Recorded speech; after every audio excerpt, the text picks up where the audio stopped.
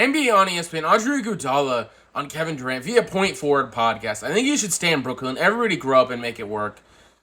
Come out and here and play or don't play. What do you think about this overall? I agree with what he's saying. I think you should probably stay in Brooklyn and not try to leave. He's signed for a couple more years.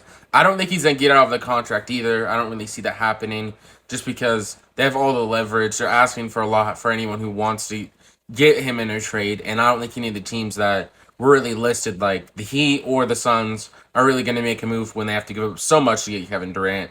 I give Kevin Durant leaving a 5% chance of happening. Bleacher Report, here's a tweet from them. An NBA executive believes Kevin Durant is more likely to retire than play for the Nets, per Steinline, which Kevin Durant later made a response to this. But originally reading this, I thought this was kind of a conflicting report. It seems like most of the reports is he wants the GM and Steve Nash pretty much get fired. It doesn't seem like he's really giving up on the Nets. He just wants something to change. I don't really know.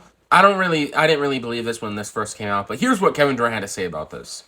Kevin Durant, KD, Trey 5. I know most people believe unnamed sources over me, but if it's anyone out there that'll listen, I don't plan on retiring anytime soon. Shit is comical at this point, which that's his response to this supposed NBA executive, which I wonder who this NBA executive is. Is he trying to stir the pot? Is it the Nets NBA executive? I don't really think it probably is him.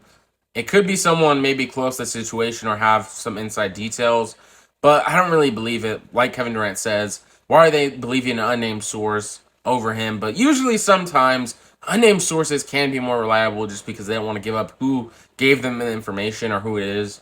But that's how you have to be careful because anyone can be an unnamed source and have no credible information at all either. So comment down below your opinion. NFL on Fox, NFL top 100 players, 50 through 100, wide receiver rankings. Mike Evans is at 53.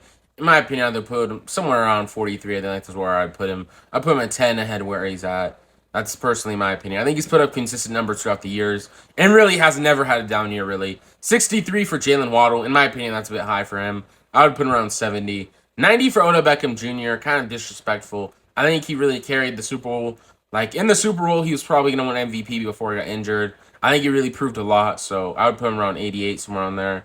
95 CeeDee Lamb. I think that's a pretty good spot to put him at. I think he's somewhere on there, but this list overall, do you agree with it or not? Comment down below your opinion.